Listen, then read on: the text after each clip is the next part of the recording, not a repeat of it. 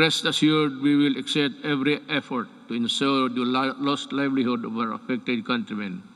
I have recently signed an executive order creating a task force that will shepherd the country's national recovery employment recovery strategy. The task force recently partnered with the Employers Federation of the Philippines to implement the reforms Rebound and Recover program that aims to vaccinate qualified workers to fill in more than 1 million jobs. These jobs will be created by business association in the fields of construction, information, technology, POP, and electronic to our business association. Thank you for joining in our effort to bring back lost income opportunities for our workforce. Another important component of our employment recovery strategy is the retooling of our workers to prepare them to better job opportunities. Since the start of the community quarantine, over 1.5 million availed of the TESDA's free online training program. I am directing the National Employment Recovery Strategy Task Force, particularly TESDA, to ensure the upskilling of our workers and increase their employability. I expect the task force to work double time, not only to recoup job losses, but more importantly, to rehabilitate the economy and help our hardest hit sectors. Through COVID-19 assistance to start enterprises or CARES program, we released 988 million pesos worth of loans to over 14,000 enterprises. Bayanihan 1 and Bayanihan 2 released 2.9 billion pesos worth of loans to over 12,000 enterprises, including our displaced OFW enterprises in the tourism sector, to help them start or sustain their business amid the pandemic. Along this line, I would like to renew my call to Congress to immediately pass the amendments of priority legislative measures such as the Foreign Investments Act, the Public Service Act, and the Retail and Trade Liberalization Act.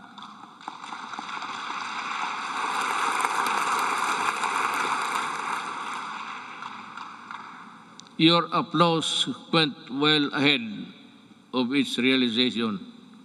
You have to work on this, guys, and well, I'm sure that we can have a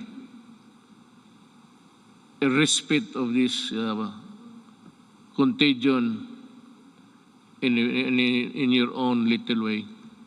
Finally, I would like to reiterate my call for Congress again to pass legislation to establish a single agency that shall focus on and respond quickly to the needs and concerns of our OFWs.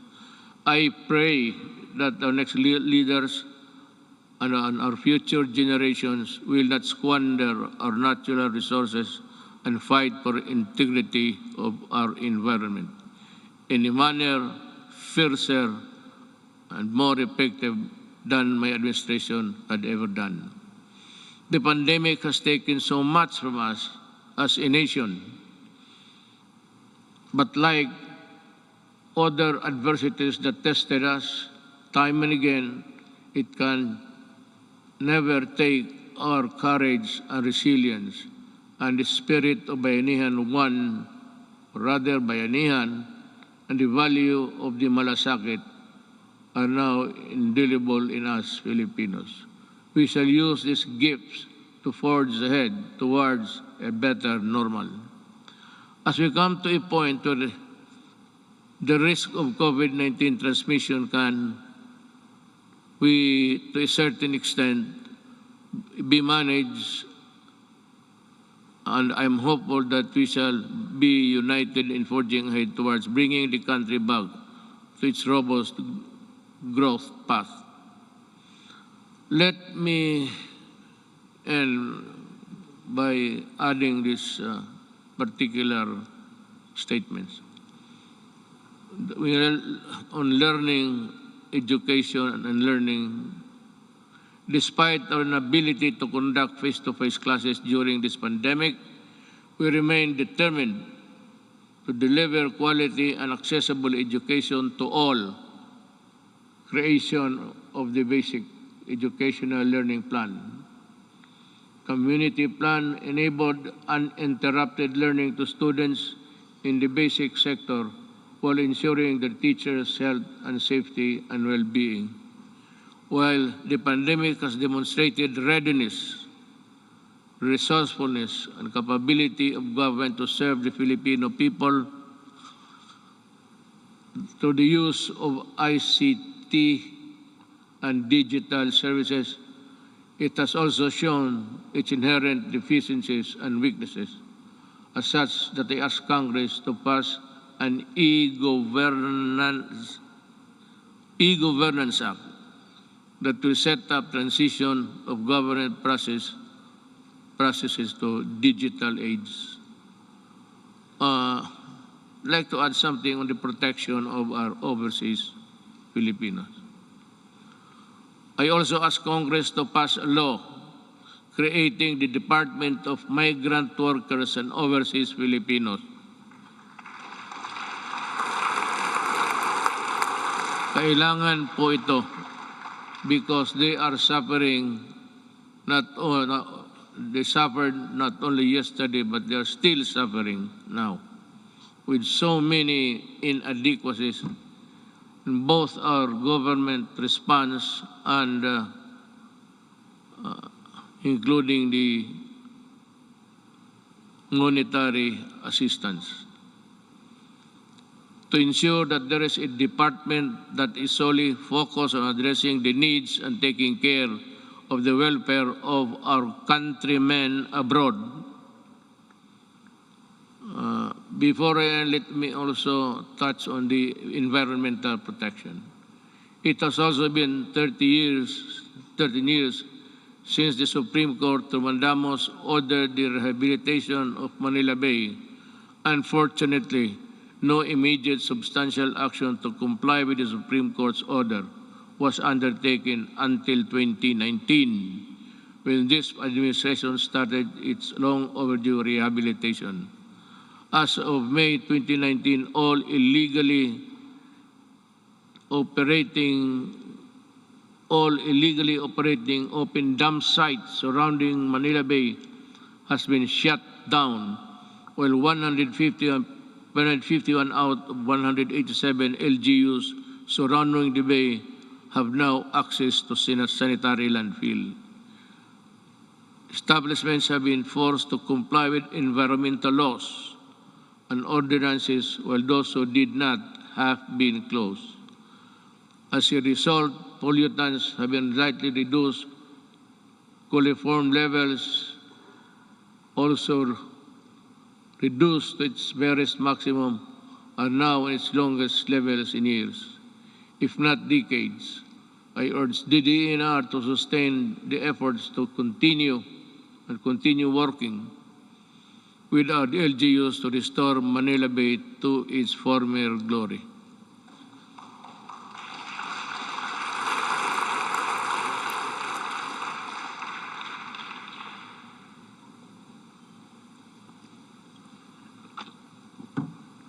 You know, just one little thing before we end. Yung pag-ano sa Manila Bay, where there is the corner where all of the garbage by current, by action of the current, nandito marami sa likod ng Luneta.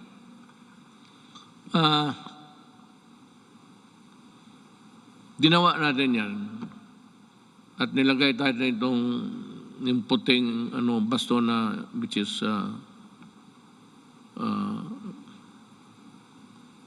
scattered into small pieces. Nawawala minsan yan because of the waves. So every now and then, we still have to replenish because we cannot change the nature of our shores. That is how it is. It is not a permanent fixture there, doliform. It is there from the mountains, and we break it down and bring it to the sea. But that would occupy that place, irrespective of there is a high tide or low tide. Nakakatulong yan. At nawawala yan. And the only way to do it is to replenish it until we can think of a good alternative of how we can process the whole thing back to its normalcy. If there was really normalcy at the time or at any other time in the past. On the resilience, again, dinagdag ko na lang ito.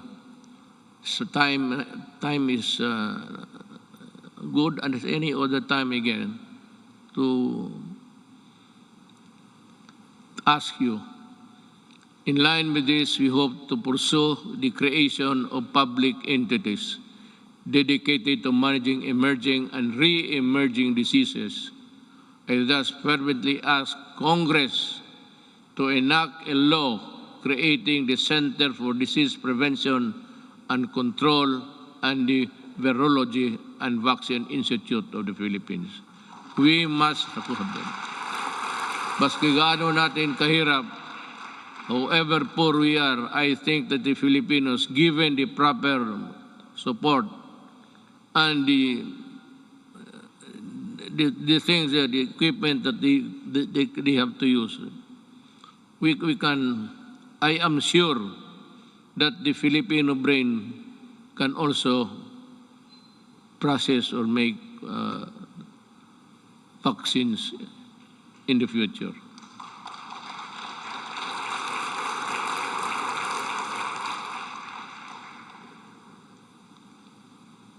Tapos na po yan, ma'am. I ask Congress to pass the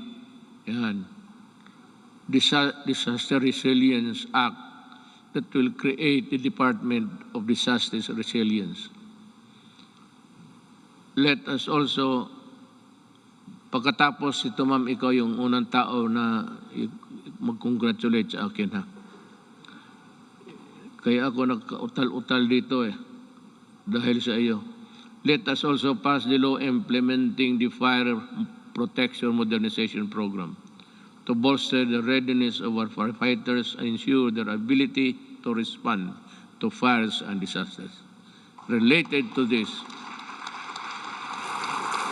importante ang trabaho ng bombero, maniwala kayo. They must also be there during a disaster happening. Let us also push for the mandatory establishment of education centers in every city, province, and municipality throughout the country, which shall provide the basic needs and assistance to all evacuees during times of emergency. Now, there is now the conclusion. Yes, I will. Ay, salamat.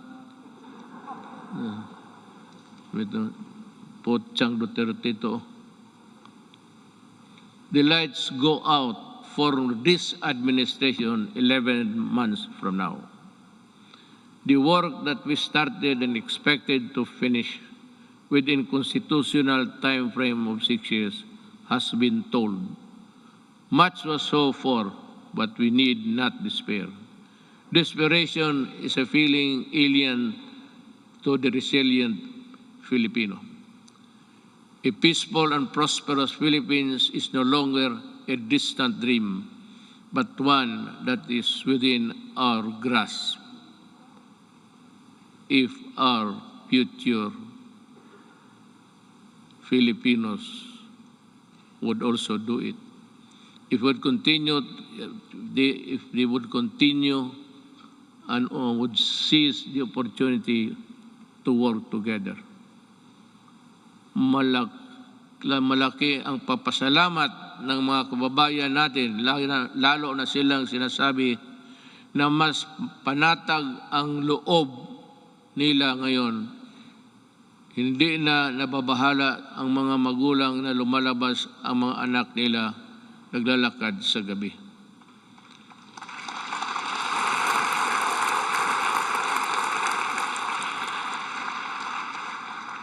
I will not elaborate on anything.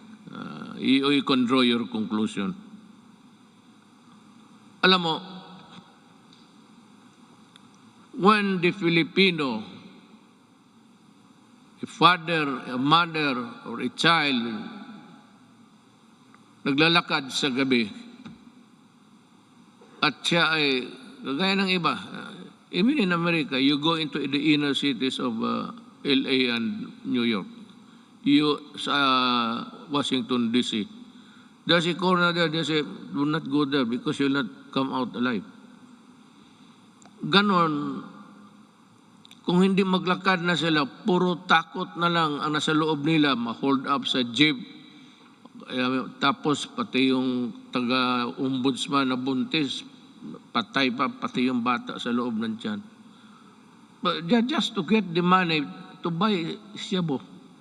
Because when the monkey is riding on your back, yung katawan mo hindi mo na maano. That is why you need to higop, sip. Kailangan mo maghigop at kailangan mong pumatay pag wala kang pera. Hindi naman talagang papatay. Maybe not. The mind is not ready for that. But in the struggle, you put up a struggle, if you have the owner of the money, talagang papatayin ka kung hindi mo ibigay. Yan ang ayaw ko.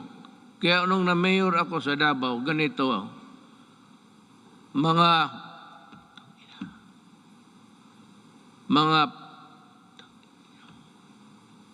umalis kayo sa daan. Yung daan, yung public transportation is for public good. Huwag mo silang takutin na magkanto pag-uwi. Nandyan, nagiinom man sa... Yan ang hilig ng Pilipino.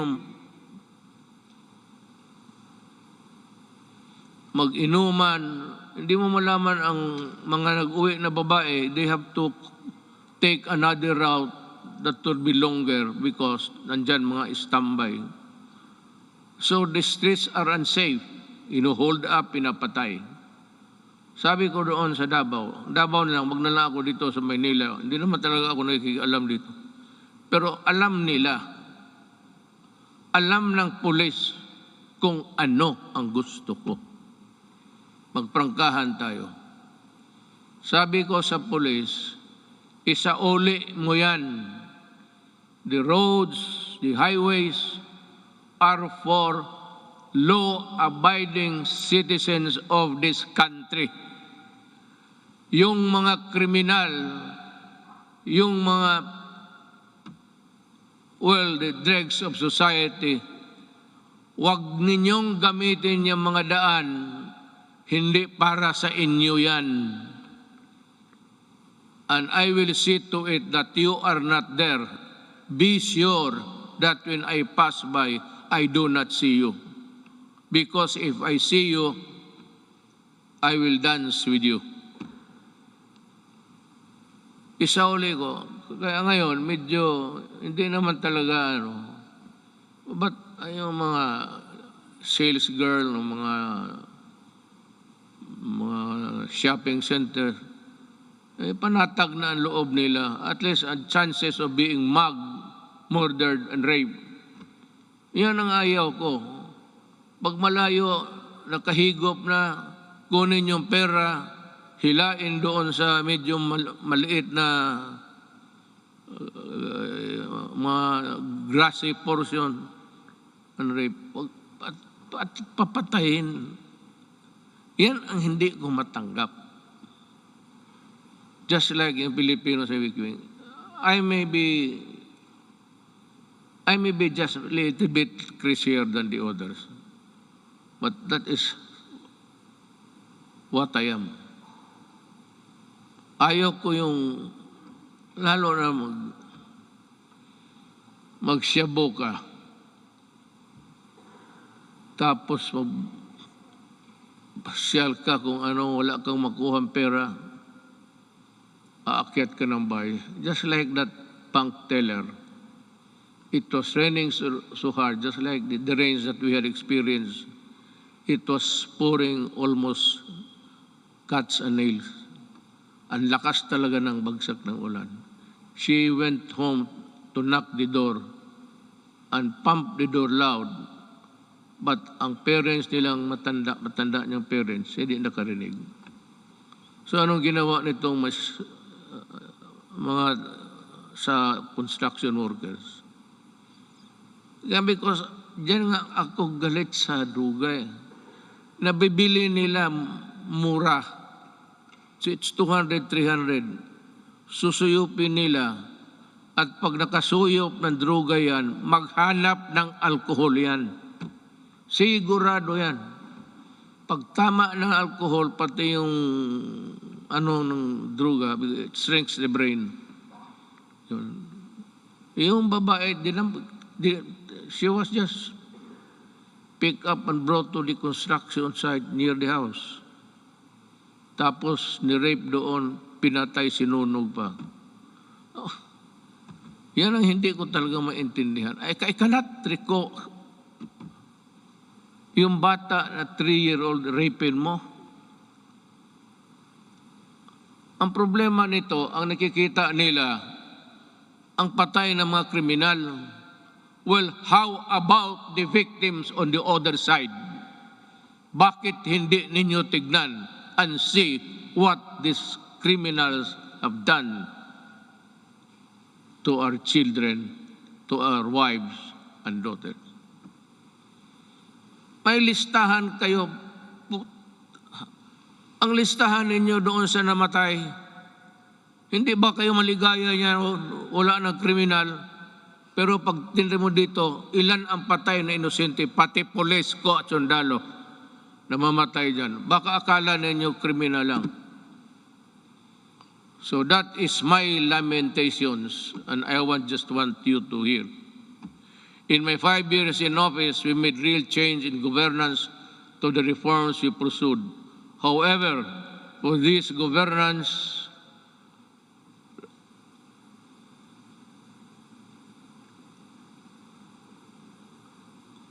must be sustained and broadened. We need to make, I'm just getting my ear. Naghihingal ako. Baka dito ako mamatay pagka-presidente. Iba na ang pitik ng ano ko ngayon.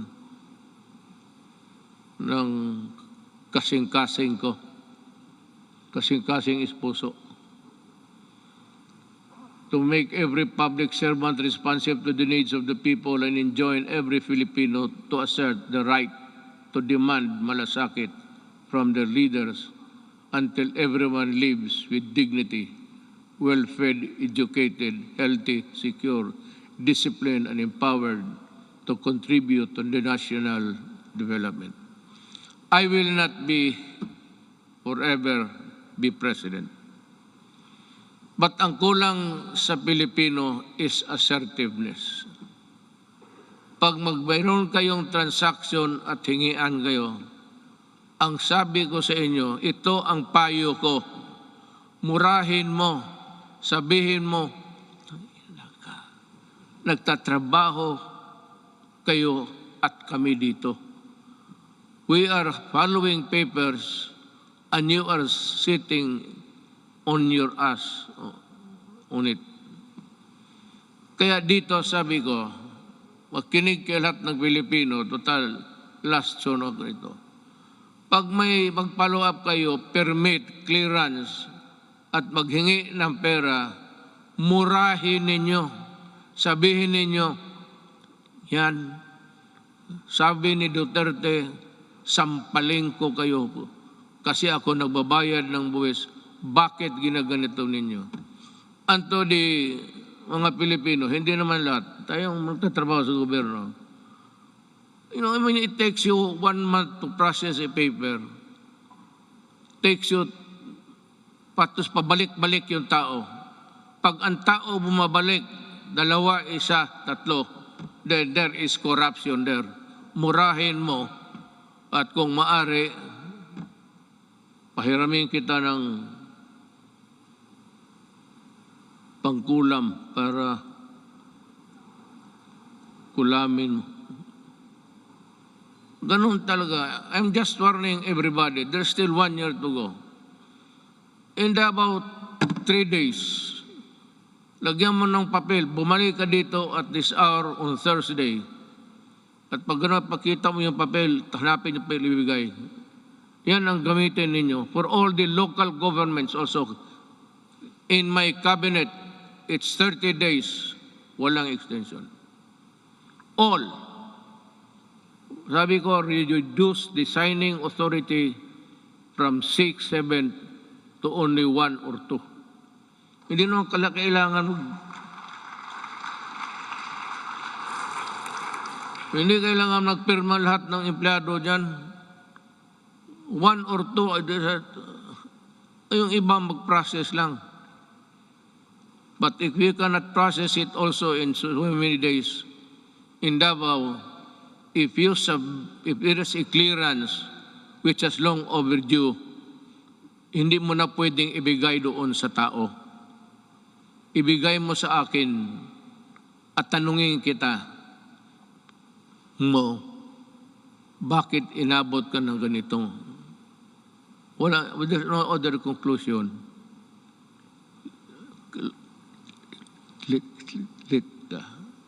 Corruption. Kagaya, what is true in Davao is true for the entire Philippines. Mabutit na rin yan, nakapagsalita ako ng freely with you. Total, last ko naman itong suna. Mabuti ang malaman ng tao na ganon ang ginagawa nila. It's not there. Hindi man nila nilagay ang mga ganon na wala mang mura dyan. Be careful. We need to fight and subdue narrow vested interests and ensure that our gains will benefit to the greater number of Filipinos, especially those who have the least in life. We have laid down the groundwork and are continuing to push for landmark reforms and key accomplishments to the last day of my term. I have full confidence that the Filipino spirit, pati ako nagmamadali na. Naiihi na kanina pa eh.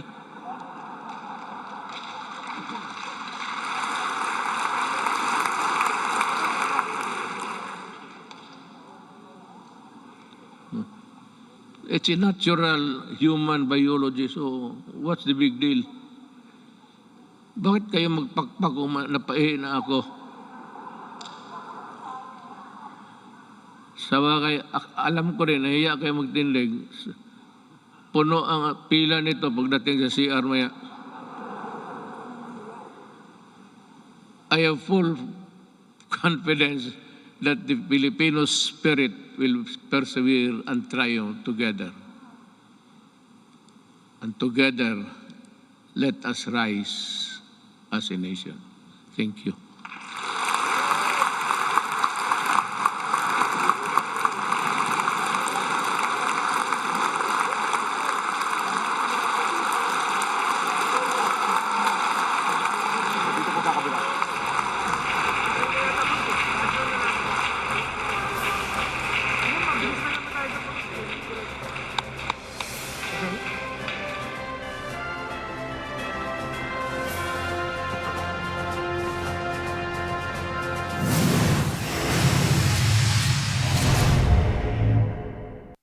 Kilalanin ng mga makadato. Pinapalason mo ba ako? I may be sick, but I'm still the first one. Pamilyang sandigan ng mga aral at paniniwala. Bakit ko naman itatrato ng maganda si Ismael? Siya naman ang dahilan kung bakit naging miserable ang buhay ko. Ang magandang ugali, ang pamatay ng isang babae sa isang lalaking reliyoso. Nais kong malaman ninyo na gusto ko sanang mag-asawa ulit. A milestone drama series on Philippine television. Hindi ko kaya maging second wife or third wife. Kasamang pinagsanib na mga bago at bigating pangalan sa industriya. Ayoko pong may mamatay sa family na. Walang mamamatay. Magiging maayos ang lahat. Inshallah. Legal Wives. World premiere ngayong July 26. Huwag magpahuli sa fresh and innovative content from GMA News and Public Affairs. Visit the official GMA News YouTube channel and watch our digital first and digital exclusive videos for free. In-depth explainers, the military started crumbling. Gumagawa kami ng external examination. interviews sa iba't ibang personalities. Wala na akong ginawa sa buhay ko kundi magbanda. Pero ba ditong sacred cows? Bawal imbestigahan. I think journalism is a kind of activism.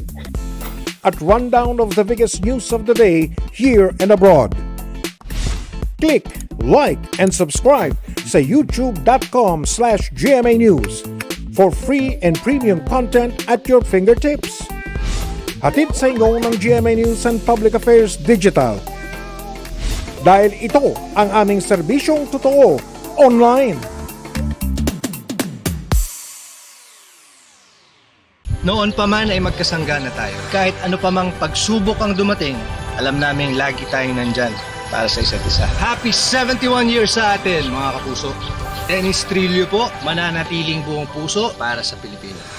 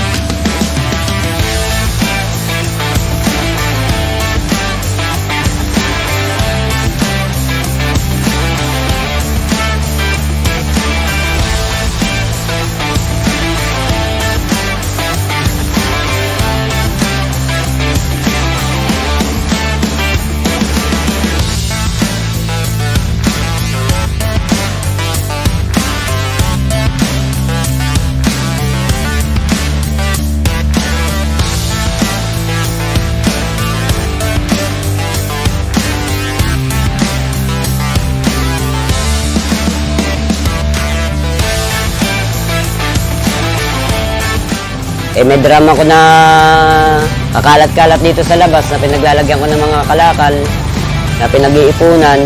Hanggang sa naisip ko, ito na lang gawin kong kahakayan ng gagawin kong sasakyan.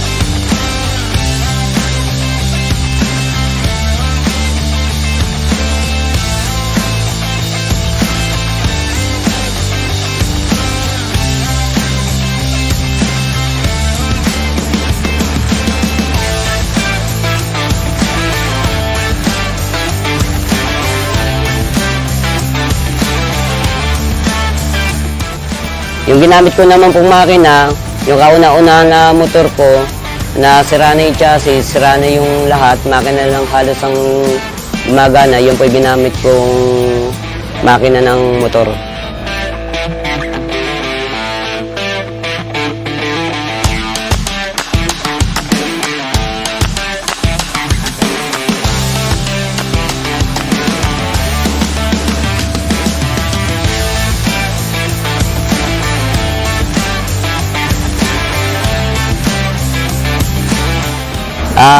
Sa pag-iipon po na konti-konti, kung may sobra pa ako na budget para sa pamilya ko, bumibili po ako ng paunti-unting materyales, kung ano lang po yung abutin ng pera ko, kung ano po talaga ang mabibili ko.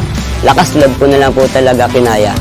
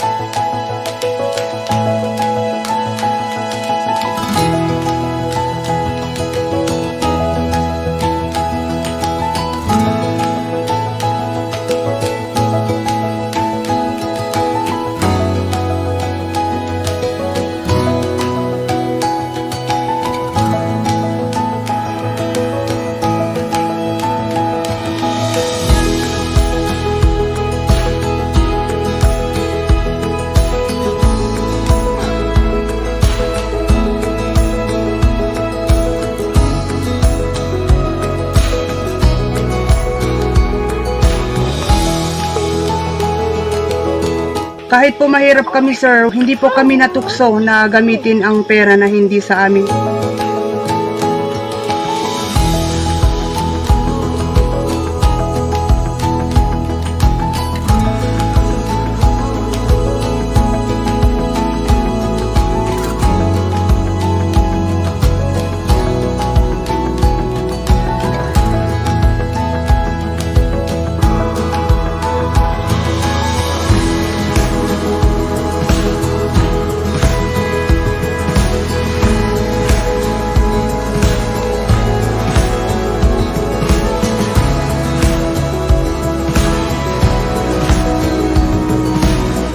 Masaya naman ako, kahit piso wala siyang kinuha doon. Kaya ang sabi ko, yan ang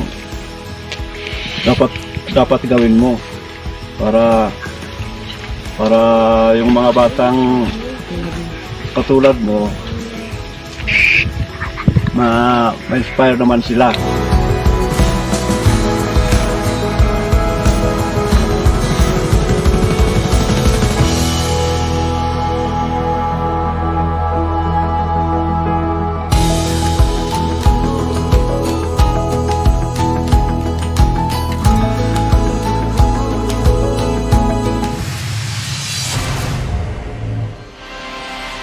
Sa kanyang huling State of the Nation address, ibinida ni Pangulong Duterte ang mga nakamit ng kanyang administrasyon sa laban kontra korupsyon, krimen at droga. Aminado raw siyang malaking hamon ang nakalipas na 5 taon ng kanyang pamumuno, pero hindi raw siya nangiming panindigan ang mga bagay na hindi popular para sa ikabubuti ng mas nakakarami. At nabanggit din ng Pangulo ang hamon ng COVID na pandemya, COVID-19 mga kapuso. Nagpasalamat siya sa lahat ng mga frontliner at sa lahat ng mga bansang tumulong sa Pilipinas sa paglaban sa COVID-19. Nakatutok lang si Ivan Mayrina. Ivan. Yes, Mel, Mike Atom bilang kanyang panghuling State of the Nation address, idinitalya nga ni Pangulong Duterte ang kanyang mga nagawa sa kanyang administrasyon sa nakalipas na 5 taon, kabilang mga proyekto sa libreng edukasyon, gyera kontra droga at gayon din ang katiwalian. The past 5 years have truly been challenging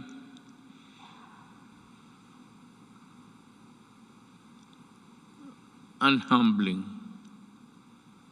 I stand here before you today bearing no conceit, but if there is one thing that I could be proud of, is that not once did I waver in doing the unpopular, even if it meant upholding the greatest good for the greatest number.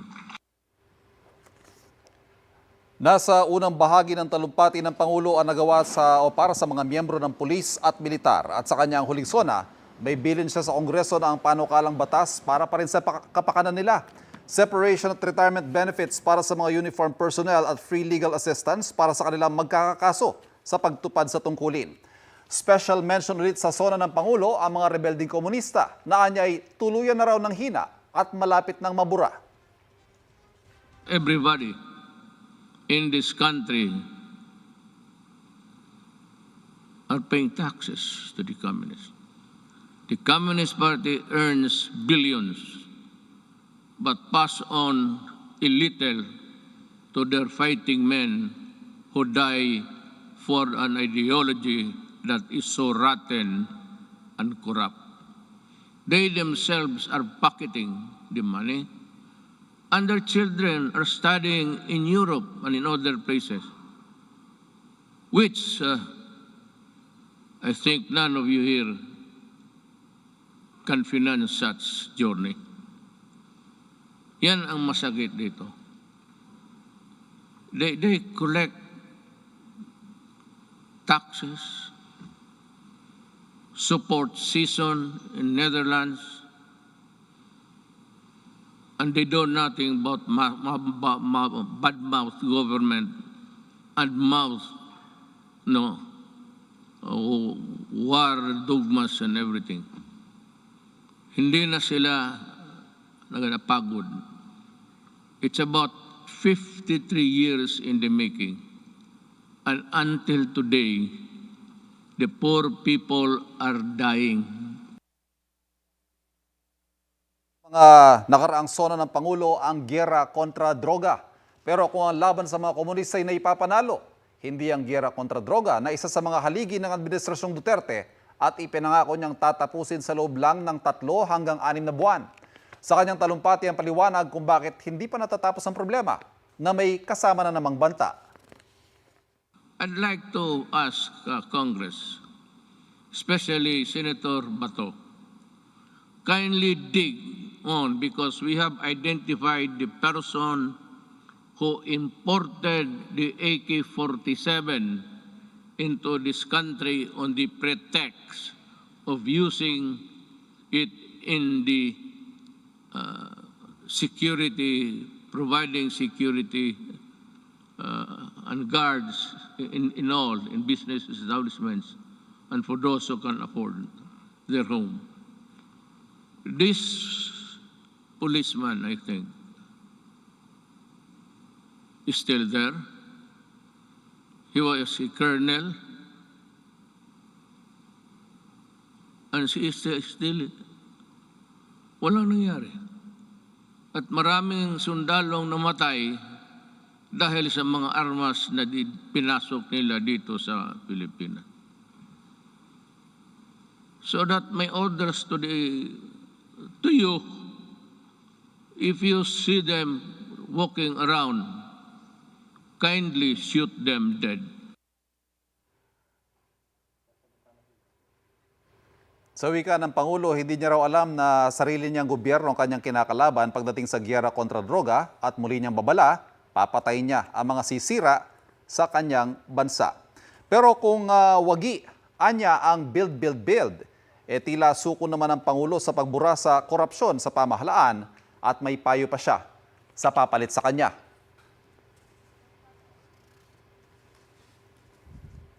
Drugs. And one importation, as you can see it every night on TV, the police now sees about almost $1 billion worth of drugs every day. And if you look at the 888, there are about 1,000 Filipinos arrested every day by the police in connection with drug trafficking. And that is why I go crazy looking at the situation. They are still around. We do not have the laboratories now because nawala na sila. At itong naiwan ngayon are doing the importation. We are fighting, almost losing a battle against drugs.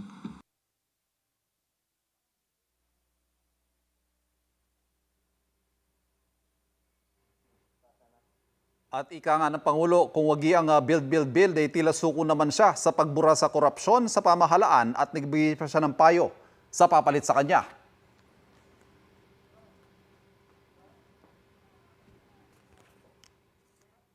I still have about a year to go.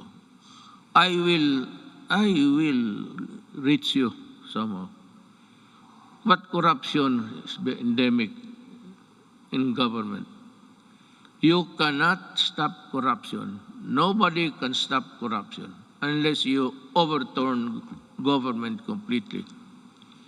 If I were the next president, if you think there's really a need for you to change everybody in the system, then you declare martial law and fire everybody and allow the new generation to come in to work for government. Kung hindi mo ganunin, walang mangyari. Nandyan, it's in the system. Samantala, hindi rin pinalampas ng Pangulo ang issue ng foreign policy at ang West Philippine Sea na isa sa mga isyong ipinupukol sa kanyang administrasyon. Make no mistake, brother. Gone are the days when the Philippines decides and acts in the shadows of the great powers. We will assert what is rightfully ours and fight for what is rightfully due to the Filipino people. No room for modern-day slavery. We helped start a new global civil rights movement for the migrant worker. And we asserted the arbitration ruling on the South China Sea clearly and in no uncertain terms, bilaterally, and the ASEAN, and finally at the United Nations General Assembly. And let me talk about that. I said in the September of last year, the arbitral award is now part of the international law and beyond compromise and beyond the reach of the passing governments to dilute, to diminish, or abandon. Nabanggit din ng Pangulo ang issue sa ABS-CBN at ang anyay buwis na hindi binayaran. They are cheating government by the billions in taxes. And they still want that frequency because yan ang pinapag-awayan. No. I will give it to a Filipino na gustong magawa ng tamang unpay because isa ABS-CBN, yung even their equipments were imported tax-free. Kaya talaga ako hindi magpapayag. They still owe government billions. In the contract dyan sa nakalagay doon 4 hectares. So ang binabayaran nila 4 hectares sa property tax. Suppose occupying 40 hectares. That complex there. Pero ginamit nila na papel yung 4 hectares. Yun lang ang binabayaran nila. Nagpasalamat naman ang Pangulo sa lahat ng mga frontliners pati sa mga bansang tumulong sa ating bansa laban sa COVID-19. Allow me this opportunity to extend my personal and the nation's gratitude to all those who selflessly gave their all in the fight against COVID-19, our health workers and other frontliners who risk their own safety. Let me assure you that the government is committed to assess the private sector to regain the commercial vibrance of the country prior to the pandemic. The pandemic has taken so much from us as a nation. But like other adversities that tested us time and again, it can never take our courage and resilience. Isa pang mahalagang binanggit ng Pangulo tungkol sa ating COVID-19 response at paglikha ng isang Virology and Vaccine Institute of the Philippines at ang paglikha ng Center for Disease Prevention and Control. At anya, kung lumala daw ang sitwasyon ng COVID sa bansa dahil sa Delta variant, ay mapipilitan daw siya magpatupad ng mas mahigpit na namang mga lockdown. Magtatatlong oras halos ang naging sona ng Pangulo at marami pa sa mga ibang binanggit at ibang mga detalye niyan sa mga susunod nating mga balita. Mel? Maraming salamat sa iyo, Ivan Mayrina. Tumugon naman ang CPP-NPA Southern Tagalog. Anila, wala raw maaasahan ng taong bayan kay Duterte na dinaraw sa kahirapan ng bayan. At amin pong pinagsisikapan namang kuna ng pahayag sina Joma Sison, pati na ang ABS-CBN tungkol sa mga sinabi ni Pangulong Duterte. Susunod, si alias Rosebud na nakilala bilang state witness ng Kuratong Balaleng case, arestado sa bentahan umano ng slot sa bakunahan ng kontra COVID-19. At ang world premiere ng Kapuso seryeng Legal Wives, mapapanood nyo na mamaya. Totoo ka lahat ng yan dito lang sa 24 Oras.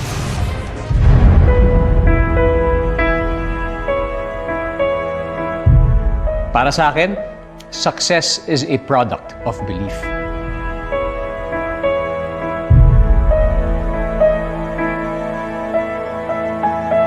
Kung naniniwala ka sa sarili mo, sa kahit anong project na pinasok mo, kung may tiwala ka sa Diyos, walang imposible. Throughout the 25 years of my career, pinaliligiran din ako ng mga taong naniwala sa akin. Mga taong patuloy na naniniwala sa akin. Siyempre, nandiyan ang aking pamilya, mga mahal sa buhay, mga kaibigan, at siyempre, ang mga fans na walang sawang sumusuporta at nagmamahal. Silang nagturo sa akin na ang pinakamahalaga sa lahat ay ang puso. Na ang tunay na satisfaction sa career ay makukuha lang kapag binigay mo ang buong puso mo. I grew up in GMA and being a kapuso all these years has allowed me to evolve and succeed as an artist. Mapa-TV man yan o mapapelikula, it's really a privilege to touch people's lives through GMA. Kaya masaya akong maging instrumento sa pagbibigay ng tulong at inspirasyon sa mga kapuso natin. And I'm truly grateful for all the blessings in my life, but I feel more blessed kapag nakakatulong ako sa iba. It's giving back, paying it forward. That's what gives me true fulfillment. Ang pagiging kapuso, it's part of who I am. Nakaukit na yan sa aking pagkatao habang buhay. Ako si Dingdong Dantes, noon hanggang ngayon, proud to be kapuso.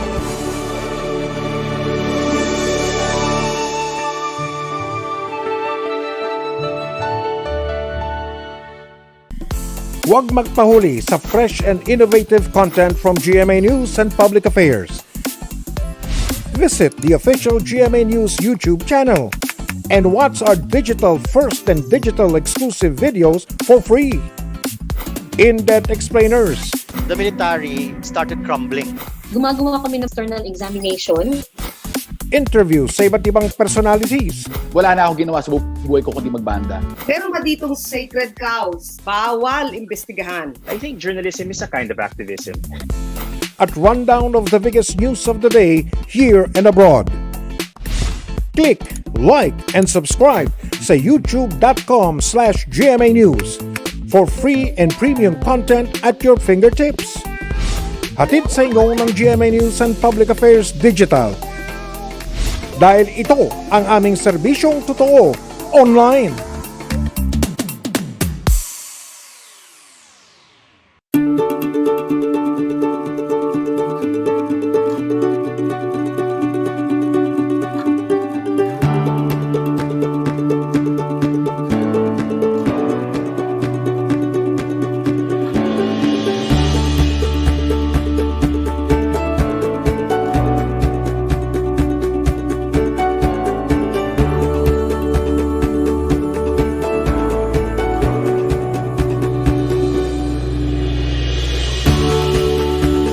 Itong mga benda ko po kasi dito, timpla ko po talaga lahat. Kung magbe-business po ako ng mga ibang food po, hindi naman po ganoon kasarap yung luto ko. Baka hindi lang po magustuhan ng mga tao.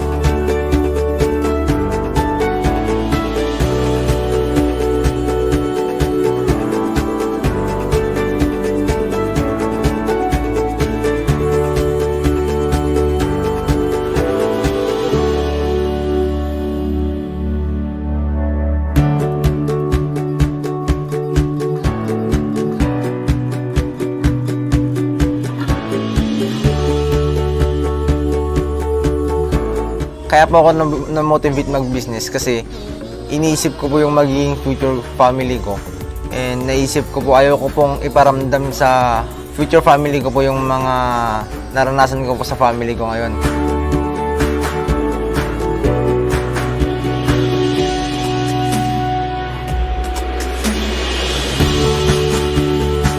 Pinaka-advice po ni kuya ko, basta magsimula ka na lang. Ang pinakamagandang teacher in the business is real life experience. Mas maganda daw pong mag-start na agad para matutunan. Marami po akong matututunan.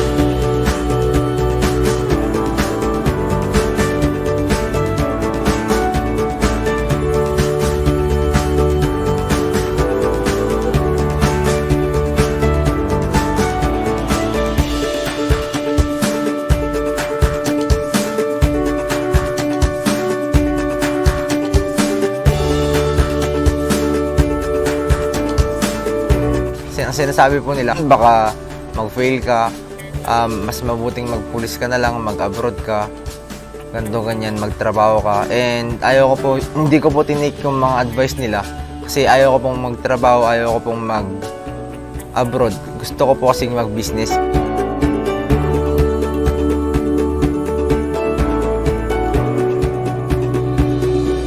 Meron po yung araw na malakas yung benta, meron din po yung maliit lang, meron din po yung balikan lang po, makapagpasahod lang po ng manpower po. And hindi naman po ako nag-expect ng mataas na kita po dahil first 2 months ko pa lang naman po. And alam ko pong struggle po lahat ng madadaan po muna bago po lumakas yung kita.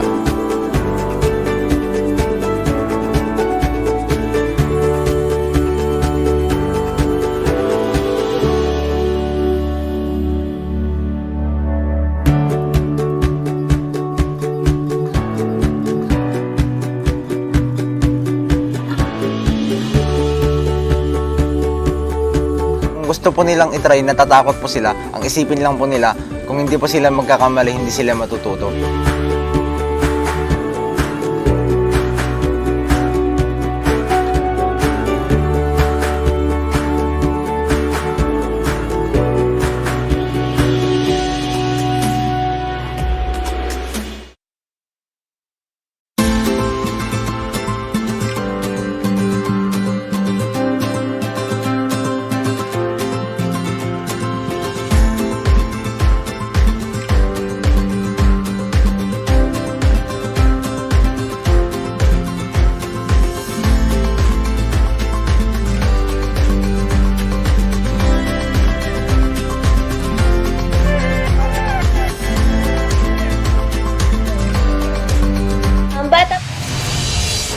Kahit na may banta ng Delta variant ng COVID-19, itinuloy pa rin ng mga militanteng grupo ang kanilang kilos protesta sa huling SONA ni Pangulong Duterte.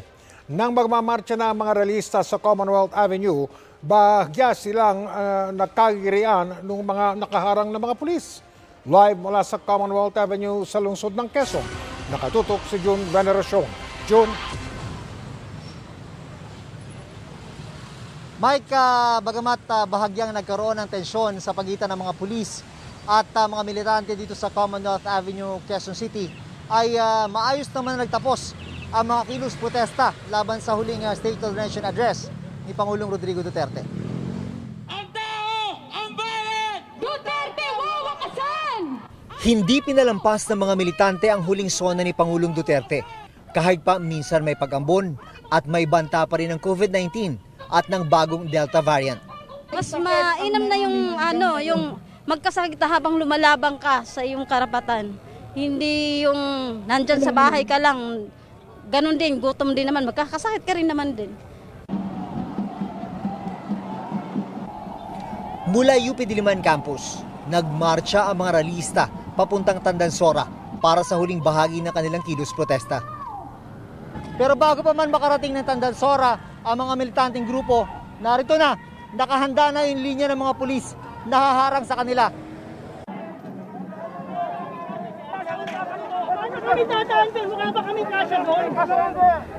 Pilit na inalis ng mga militante ang iniharang na plastic barrier ng mga pulis. Ma'am, iatas mo yung tropa mo. Hindi kami makakasya dyan. Ang gusto ng mga pulis ay sa gilid ng Commonwealth Avenue lang dumaan ng mga nagpuprotesta. Hindi na po kami halangan kasi tatagal tayo dito. Hindi kami aalis hanggang hindi kayo maalis dyan. Humupa lang ang tensyon ng luwagan ng pagmamartsahan ng mga realista. Nagpatuloy ang kanilang protesta. Huling SONA na to ng Pangulo at gusto natin talagang tiyakin na huli na talaga ito. Na hindi na siya magte-take two, hindi na siya lalagpas ng 2022. Dahil sa banta ng COVID, mas maiksi ang kanilang programa. Pero may mga pagkakataong may siksikan, lalo na ng magkaharangan. Bandang 1:30, nag-alisan ang mga rallyista. Ang iba, nanatili sa labas ng Commission on Human Rights para magprograma. 6 hanggang 7,000 ang estimate ng mga rally organizer. Pero sabi ng pulisya, 2,000 lang ang sumama. Overall, naging maayos naman po, no? At they ended the rally peacefully naman.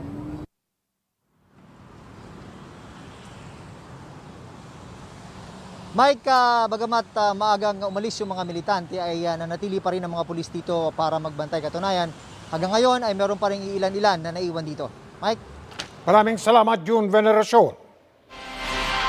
Dadagdagan ng 55 ang kaso ng Delta variant ng COVID-19 sa bansa ayon sa Department of Health. Sa bilang na yan, 37 ang local cases. 17 naman ang returning overseas Filipino o ROF, habang inaalam pa kung local case o ROF ang isa pa. Sabi ng DOH, ito ang pinakamaraming detected cases sa isang batch ng samples simula nang makadetect ang Philippine Genome Center ng Delta variant. Sa kabuuan, 190 na ang kaso ng Delta variant sa bansa, kung saan 12 ang aktibo o ginagamot pa at 103 naman ang gumaling na at 4 ang namatay. Tutukan. Kahit bumuti na ang panahon, baha sa Bulacan, hindi pa rin humuhupa. Sa pagbabalik yan ng 24 oras. Dito sa GMA, nais namin na lagi tayong magkasama. Kaya kahit magkakalayo tayo ngayon, Patuloy naming ibabahagi ang inyong mga natatanging kwento. Happy 71 years sa ating mga kapuso, Andrea Torres, Alice Dixon, at Bianca Umali po, na nananatiling buong puso para sa Pilipino. Huwag magpahuli sa fresh and innovative content from GMA News and Public Affairs. Visit the official GMA News YouTube channel and watch our digital first and digital exclusive videos for free. In-depth explainers, the military started crumbling. Gumagawa kami ng external examination. interviews sa iba't ibang personalities. Wala na akong ginawa sa buhay ko kundi magbanda. Meron ba ditong sacred cows? Bawal imbestigahan. I think journalism is a kind of activism. At rundown of the biggest news of the day here and abroad. Click, like, and subscribe sa youtube.com/GMA News for free and premium content at your fingertips. Hatid sa inyo ng GMA News and Public Affairs Digital.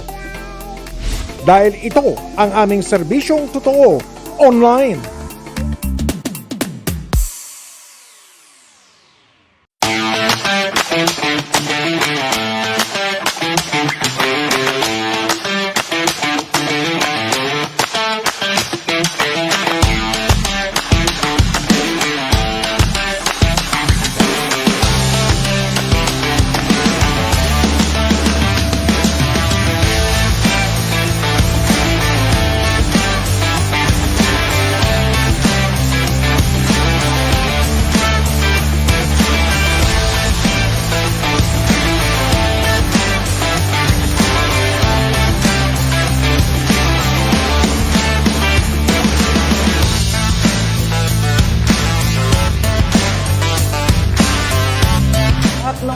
Incoming katulad ng mga semicon companies, e-waste. So sa ngayon, ang tinitimbang natin ay picture tube.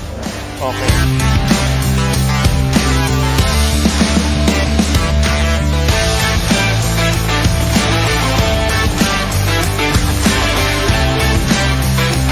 So iniingatan talaga nila yung tube na hindi talaga mabasag.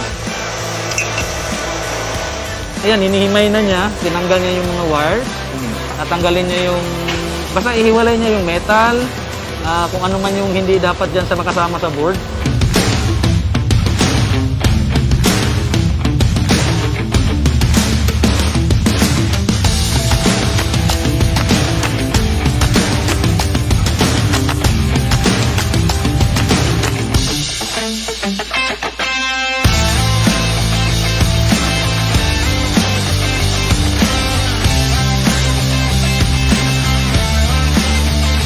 Kaming capability na matreat ito. May iba nang kumukuhanan sa inyo? Yes. So, dinadala namin sa yung may treater talaga nito.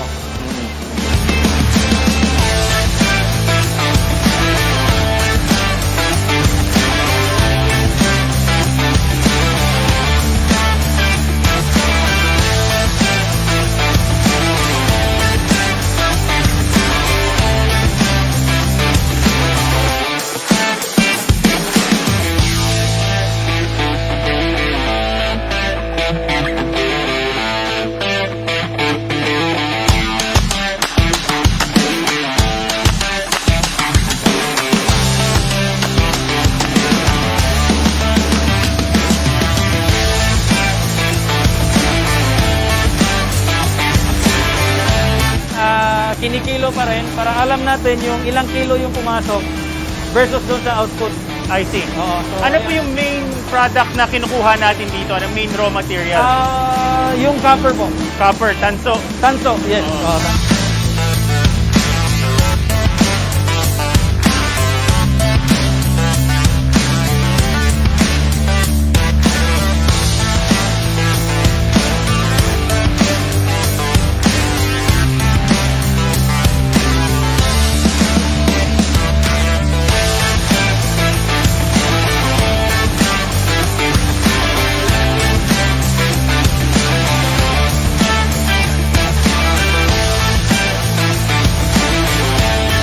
Pag naubos, wala na tayong minerals po.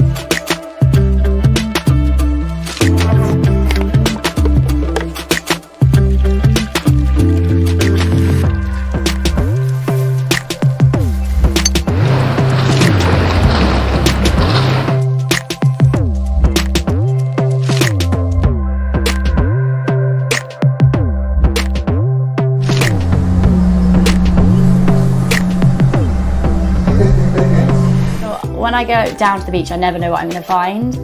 My eyes begin to get tuned in. It's quite meditative to like finding those little gems, those treasures, something colourful, a sequin, like something gold or sparkly. You really do. You'd be surprised to see how many little treasures you find.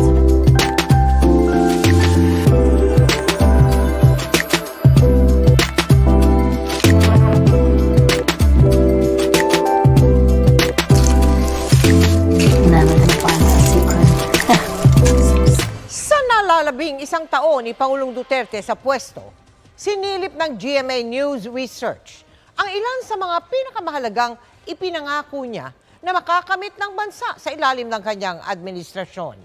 Bagamat may mga natapos na, may ilang hindi pa naisa sa katuparan. Yan ang tinutukan ni Rafi Tima. Isang taon matapos ang kanyang unang SONA noong 2016, natupad agad ang ilan sa mga pangako ni Pangulong Duterte. Kabilang dito ang mga batas para sa libreng college education at pag-extend ng validity ng driver's license at passport. 2017 din umusad ang ilang pangako tungkol sa kalusugan, gaya ng mahigpit na pagpapatupad ng reproductive health law at no balance bidding policy, pati na ang no smoking ban. Meron pang ibang naisabatas, gaya ng Free Irrigation Act, Ease of Doing Business, at liberalization ng rice importation. Sa pangakong wakasan ng katiwalian, pasado na ang mga batas kontra red tape at pagpapaigting ng anti-money laundering law. May 8888 Citizens Complaint Hotline na rin. Pero hindi pa umusad sa Kongreso ang Freedom of Information Act at Bill Right-Sizing the National Government. Sa mga pangako sa mga manggagawa, may batas na nagpababa sa personal income tax rate, pero wala pa ring ENDO o End of Contract at Department of OFWs. Wala pa ring Department of Disaster Resilience at National Land Use Act na parehong ibinida ng Pangulo sa 4 na SONA. Naumpisahan ang pangako niyang review sa mining permits noong 2017, pero muling pinayagan na mag-operate ang ilang pinasarang minahan noong 2020. Nitong Abril, tuluyang nilift ng Pangulo ang moratorium sa mineral agreements. Ongoing pa ang ilang pangako para sa ekonomiya. 4 sa mga batas sa ilalim ng Comprehensive Tax Reform Program ng gobyerno, pasado na. Gumugulong na rin ang resolusyon para sa federalismo at pag-relax ng economic restrictions ng saligang batas. Kaso nga lang, ang pangakong murang bilihin, Tila hindi nangyari. Mataas pa rin sa target ang inflation rate. Hindi rin naman maikakaila na tumama ang pandemya sa buong mundo na nagpadapa ng maraming ekonomiya. Inamin din ng gobyerno na imposible palang mangyari ang mga pangakong tulay na magdudugtong sa Luzon, Visayas at Mindanao. Sa 16 na mga tulay, hindi bababa sa 5 ang tinanggal sa 75 flagship infrastructure projects ng administrasyon na nagkakahalaga sana ng 255.83 billion pesos. Pero umuusad naman ang ilang pangako para masolusyonan ang problema sa traffic. 5 road projects sa Metro Manila ang natapos ngayong taon. Ayon sa DOTR, natupad na ang pangakong mas maraming bilang ng train at pagbilis ng train speed. May pangako ring binawi ang pagsugpo sa kriminalidad at illegal na droga sa loob ng 3 hanggang 6 na buwan. Pero paulit-ulit din ng Pangulo sa pagsabing hindi tatantanan ng kanyang administrasyon ang paglaban sa illegal na droga. Sa datos ng Real Numbers PH, mayroong higit 200,000 anti-illegal drug operations ang gobyerno mula July 2016 hanggang May 2021. Sa mga ito, halos 300,000 ang naaresto at higit 6,000 ang namatay sa anti-drug operations. Higit kalahati na rin raw ng mga barangay ang drug-cleared na. Kadikit ng laban sa kriminalidad at iligal na droga, tinupad ng Pangulo noong 2018 ang pangakong taas sweldo ng pulis at militar. Pati ang pinatibay na Anti-Terrorism Act na kasalukuyang kinukwestiyon ng 37 petisyon sa Korte Suprema dahil sa umunoy paglabag sa human rights. Pero nakabinbin pa rin sa Kongreso ang isang pangakong naging malaking bahagi ng kanyang kampanya at ilang beses na rin inulit sa kanyang nakaraang mga sona, ang pagbabalik ng death penalty. Naipasa at naretipikahan ng Bangsamoro Organic Law. Pero formal nang tinapos ng gobyerno ang peace talks nito sa rebeldeng komunista na pangako niya simula kampanya. Campaign promise din ng Pangulo na magje-jet ski siya sa West Philippine Sea para ipaglaban ang teritoryo ng Pilipinas. Kalaunan, tinawag niyang tanga ang mga naniwala dito. Pagdating ng paglaban sa teritoryo ng Pilipinas, 2 mukha ang ipinapakita ng Pangulo. Sa isang speech sa UN General Assembly, matapang na iginit niya ang pagkapanalo ng Pilipinas sa International Court of Arbitration. Pero sinabi niya rin na isa lang kapirasong papel ang arbitration award na pwede niyang itapon sa basurahan. Sa mga hindi pa natutupad na pangako ng Pangulo, may 1 taon na lang nalalabi sa kanyang termino para tuparin ang mga ito. Rafi Tima nakatutok, 24 oras.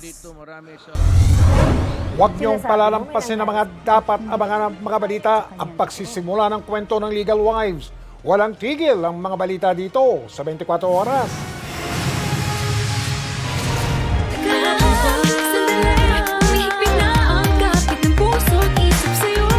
Hi guys! It's me, Kegin Alcantara. Iniimbitahan ko po kayong lahat na suportahan sa ang aking single na Isa, Dalawa, Tatlo. Available na po yan sa Apple Music, YouTube Music, Spotify, and other digital platforms worldwide. By Jamie Music.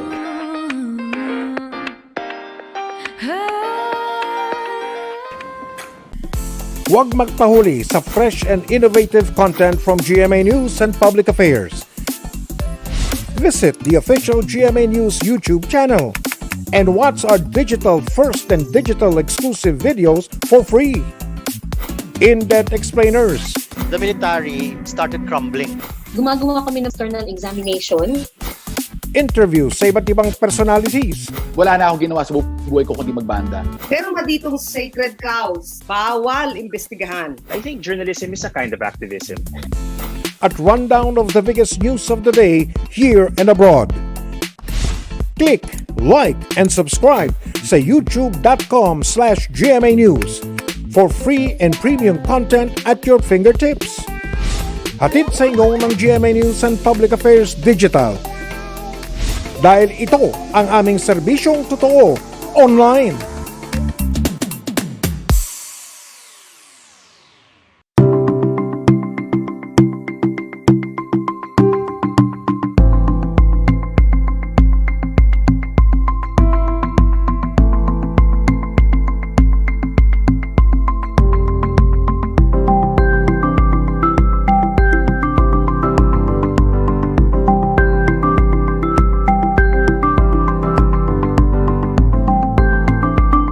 It's 2116 meters and it's 3 meters higher than the previous one.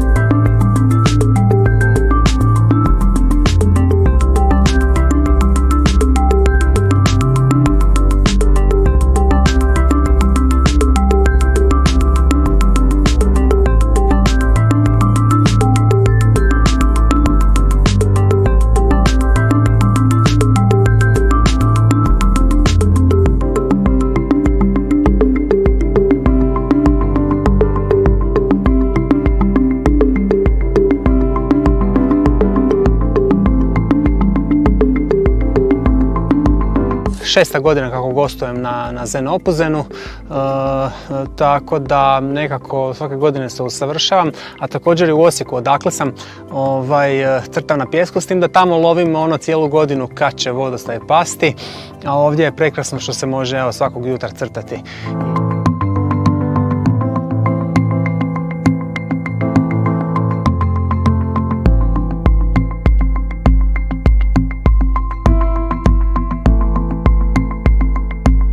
Sutradan je na raspolaganju nova površina koja se može ponovno iscrtati i tako kreaciji i mašti evo nikad kraja.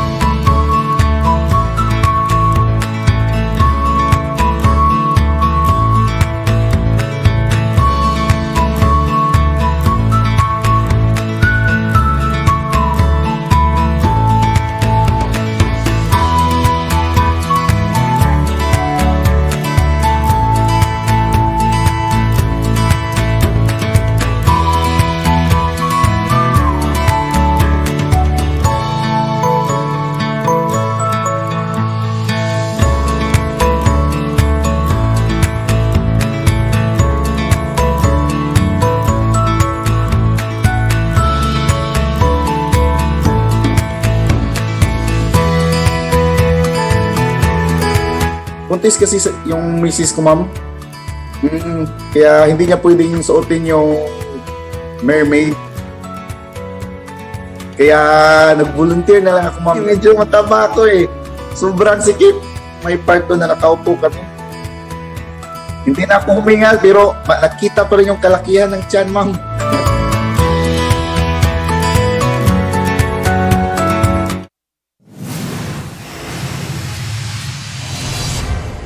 Mahigit 15,000 pulis ang ipinakalat para sa huling sona ng Pangulo. Pero wala namang sumiklab na tensyon dahil kusaring umalis ang ilang rallyista matapos magprotesta. Yan ang tinutukan live ni Emil Sumangil. Emil. Mel, hindi naging problema sa PNP ang presensya ng mga rallyista ngayong sona. Ang dahilan, bukod sa hindi nga sila nagpumilit na makalapit pa ng bata sa Pambansa Complex. Voluntaryo rin nilang binuwag ang kanilang hanay makapananghali kanina. Alinsunod daw sa napagkasundoan nila ng pulisya. Walang mga barbed wire at mga container van sa kabaan ng Commonwealth Avenue para harangan ang mga magkikilos protesta. Ang nakabarikada at tropa ng PNP Special Action Force at NCRPO, 15,000 pulis ang ipinakalat para sa sona ng Pangulong Duterte at ang bahagi ng puwersang ito dineploy sa 5 magkakahiwalay na command post na itinayo mula paglagpas ng UP Diliman hanggang sa labas ng Batasan Pambansa Complex. Mismong si Chief PNP Guillermo Eleazar ang nag-inspeksyon sa PNP deployment. Malinaw ang kanyang babala. Alinsunod na rin sa napag-usapan nila sa mga grupong magkikilos protesta. Hanggang dito lang sila sa Commonwealth Central Avenue area. Ang atin is may pag-uusap, sumunod pag-uusap. At pag hindi sumunod, that will give us a reason for us to conduct police action.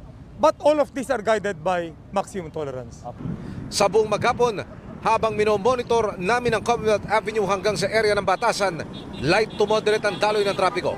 Maaliwalas din ang paligid ng Batasan Complex. Dito nakaposte ang huling layer ng security. Makapananghali kanina, kusa na rin namang binuwag ng mga rallyista ang kanilang mga hanay at isa-isa ng nagalisan. Wala rin masyadong nagdaan dito sa Commonwealth Avenue ng mga convoy ng mga sasakyan na ine-eskorta ng mga pulis.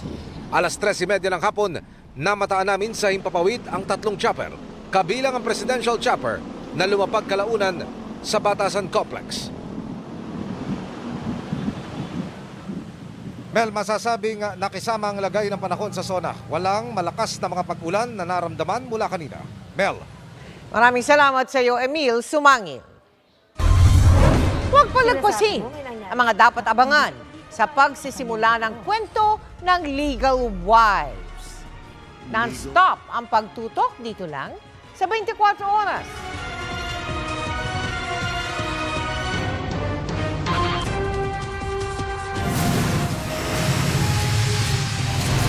Kasama ng mga Pilipino ang GMA saan man sa bansa at sa mundo. Sa kahit anumang hamon ng buhay, noon at ngayon, Happy 71 years sa atin mga kapuso. Marian Rivera at Dingdong Dantes po.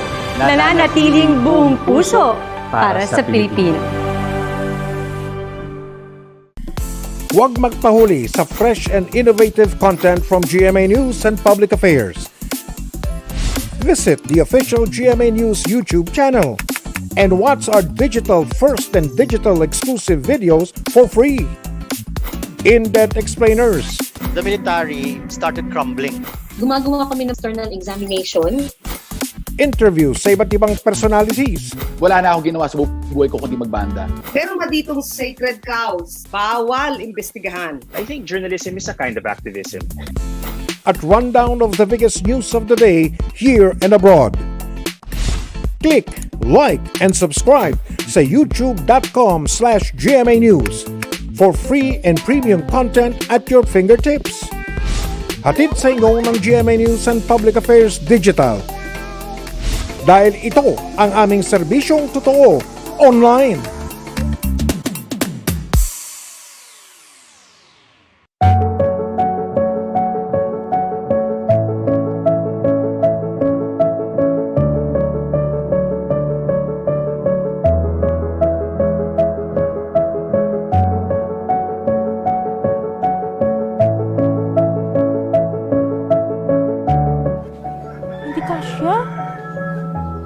Kung sa ibang bata ang graduation ay hudyat ng pagtatapos ng hirap, kay Charlie, simula pa lang ito ng kalbaryo at pagsabak sa isang delikadong trabaho.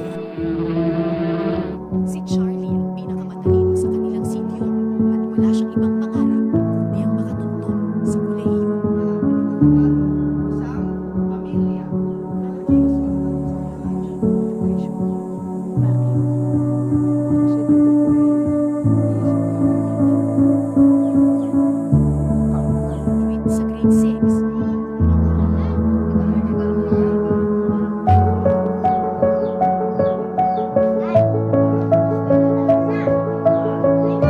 Susutin mo sa graduation? Eh, butas na.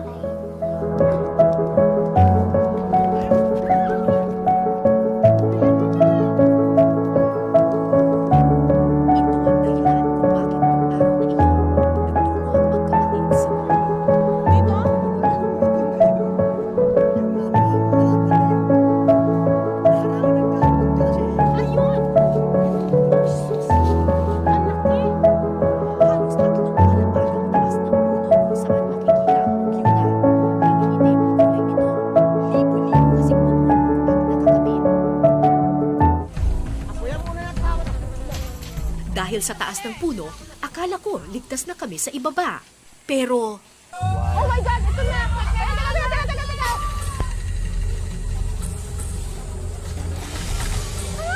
Naglilipara na!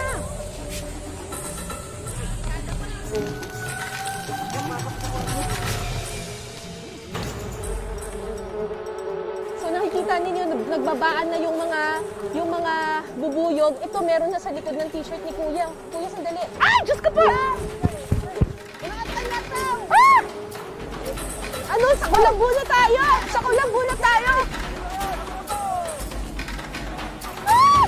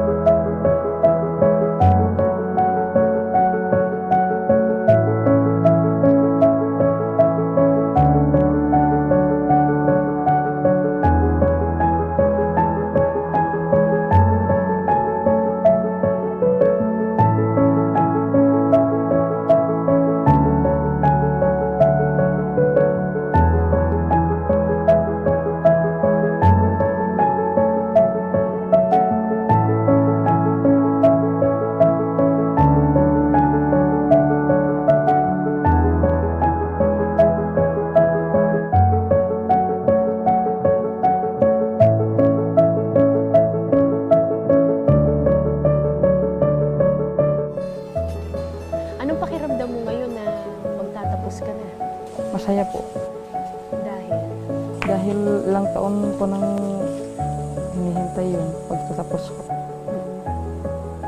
At hindi na ako aakyat.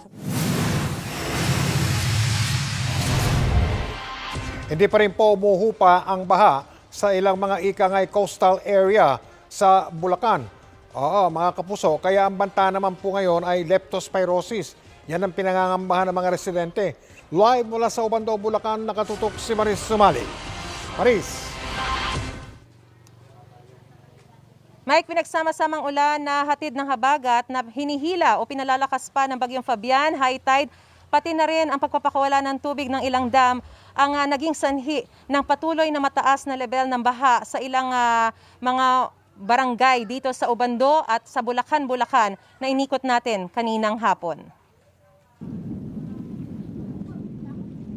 Aaraw o ulan ang lagay ng panahon dito sa Barangay Dulo, Taliptip, Bulacan. Kaya ang baha hindi humuhupa dahil nasa coastal area pa. Kapag nag-high tide, nakakadagdag pa raw ito sa pagpapataas ng level ng baha sa kanilang barangay.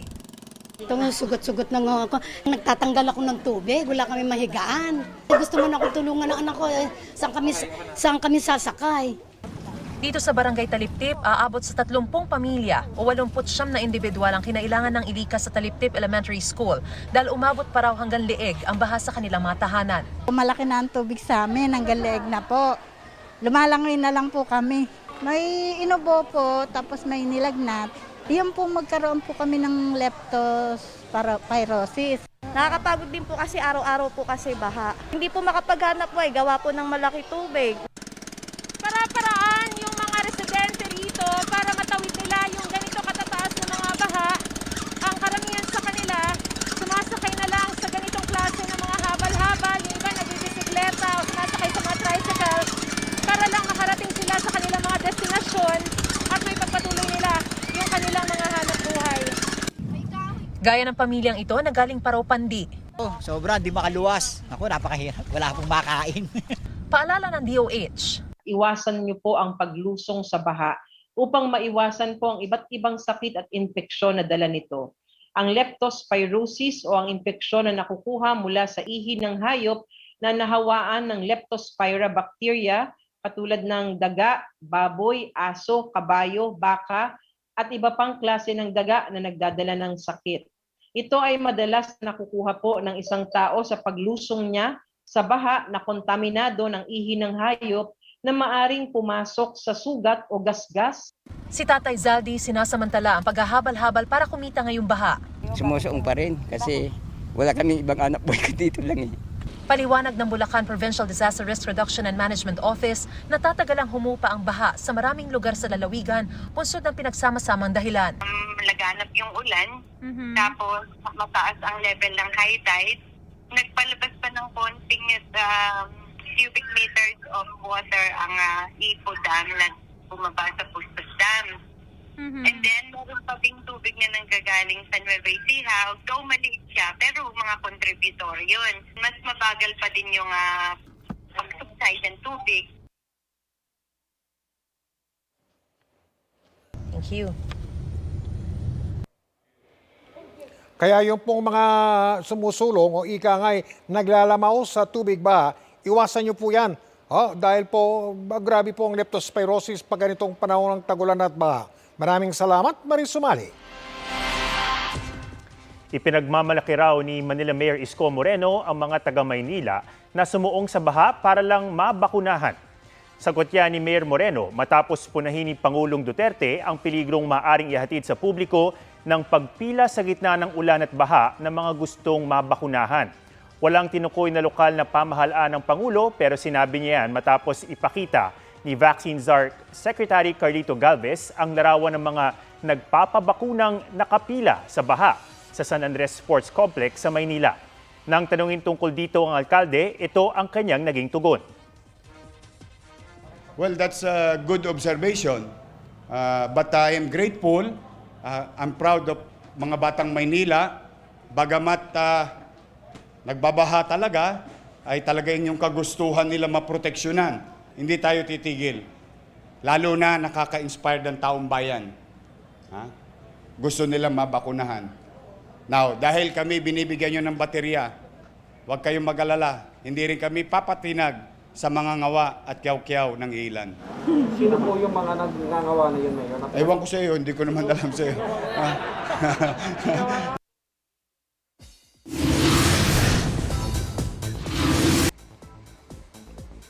Good evening mga kapuso!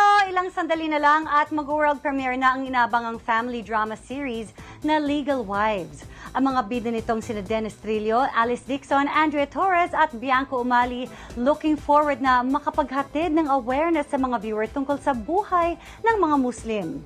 Challenging man, masaya raw silang matutunan ang kultura nila sa tulong at gabay rin ng mga eksperto sa kultura ng mga Muslim.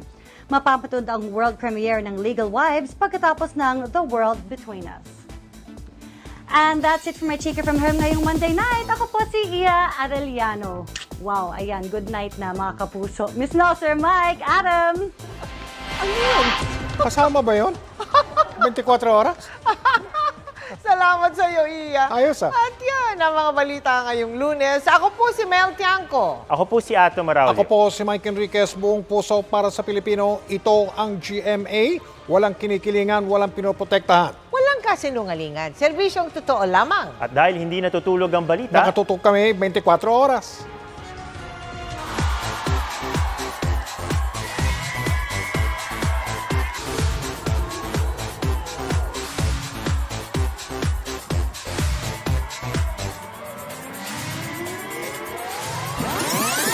Taong 2005 nang dinala ng GMA Network sa San Francisco, California, USA ang programang SOP. Para sa official launch ng international channel ng Kapuso Network. Presenting GMA Pinoy TV. Hey! GMA Pinoy TV po! Magandang araw po! Kasunod nito, binisita naman namin ang inyong mga tahanan. Magmula noon, malugod nyo kaming pinatuloy sa inyong mga bahay at buhay. Sa nakalipas na 15 taon. Anumang pagsubok, Becoming Pinoy, Reggie Lee. Company, GMA Networking. Agency, GMA International. at tagumpay ang ating pagdaanan, asahan nyo na patuloy kaming maghahatid ng makabuluhang balita at impormasyon. At world-class entertainment, nasaan man kayo sa mundo. Proud to be Pinoy! Proud to be Kapuso! Ito ang GMA Pinoy TV. Buong puso para sa Pinoy abroad.